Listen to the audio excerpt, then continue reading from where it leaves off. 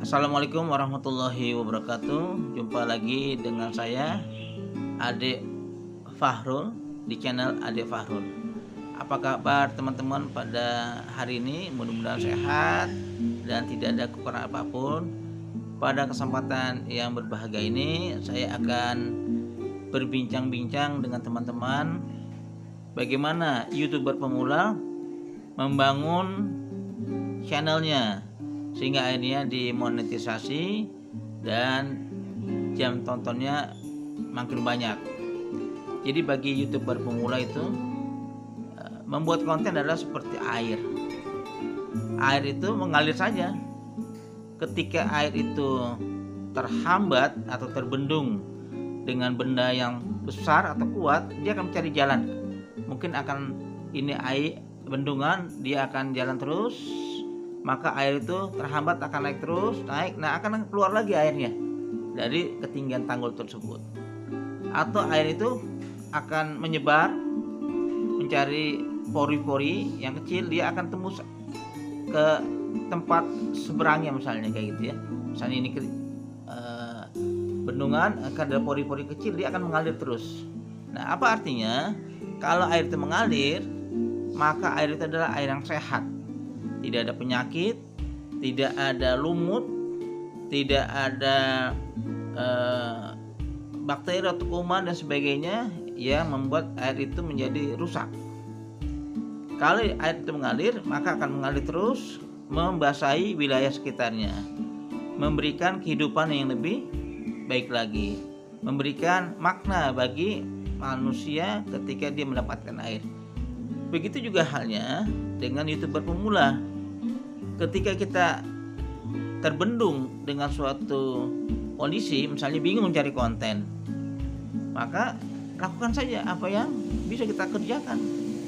Karena di beberapa video saya yang sebelum ini banyak sekali yang kita temukan ada satu tema yang saya angkat adalah konten YouTube dimanapun terserat di depan kita.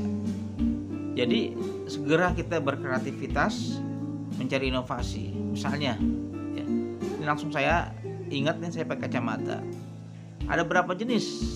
Ada berapa puluh jenis kacamata. Ada kacamata Ray-Ban, ada yang model seperti ini, ada yang kotak, ada yang bundar dan seterusnya. Itu jadi konten.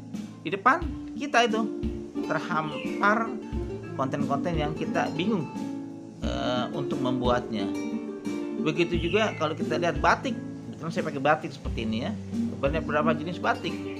Mungkin konten kacamata dan batik menurut kita tuh yang ya nggak terlalu greget ya.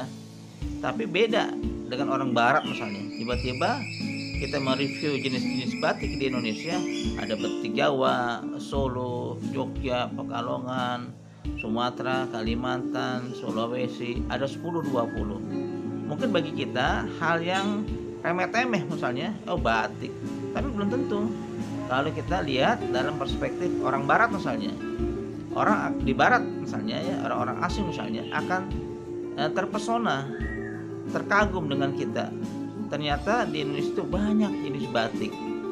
Nah, mudah-mudahan ketika kita tayangkan tentang konten batik yang menurut kita ya tanda kutip ya nggak terlalu greget lah ya, tapi bagi orang barat menjadi hal yang baru. Mereka lihat ternyata Indonesia itu kaya dengan jenis batik. Ketika dia datang ke Indonesia, dilihat konten kita, mana tempat batik Jogja misalnya, batik Pekalongan, batik Solo, batik Kalimantan ya. Saya pernah ke Papua, kemudian saya juga terkaget saya. Ternyata di Papua itu ada jenis batik Papua, walaupun mungkin ya yang buat itu orang Jawa ya, atau orang di luar Papua, atau juga orang Papua yang membuatnya. Ada motif tentang rumah Honai, kemudian tentang lukisan, suasana tradisional Papua. Ternyata ada batik situ. Kemarin saya juga pergi ke Kalimantan, ada juga batiknya. Mungkin gambar rumah Dayak, rumah-rumah yang rumah panggung. Kemudian saya pergi lagi ke Solo, ada lagi jenisnya.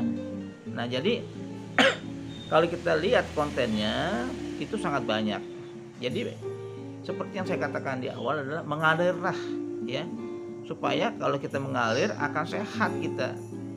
Nah, kita berdoa ketika kita banyak menghasil konten, bisa konten itu salah satu yang viral. Karena kalau saya perhatikan ya, para YouTuber pemula atau YouTuber yang sekarang udah terkenal misalnya, yang senior ya, mungkin ada 1-2 konten yang viral, 1-2 viral, akhirnya orang suka terus, akhirnya terus saya berkembang, orang suka.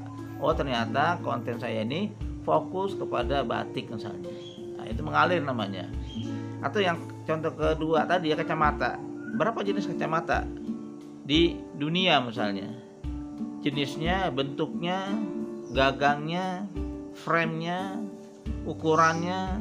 Kenapa orang kacamata, orang tua cenderung kalau baca kacamata itu plus, kalau anak kecil ya atau anak dewasa ada plus, ada min.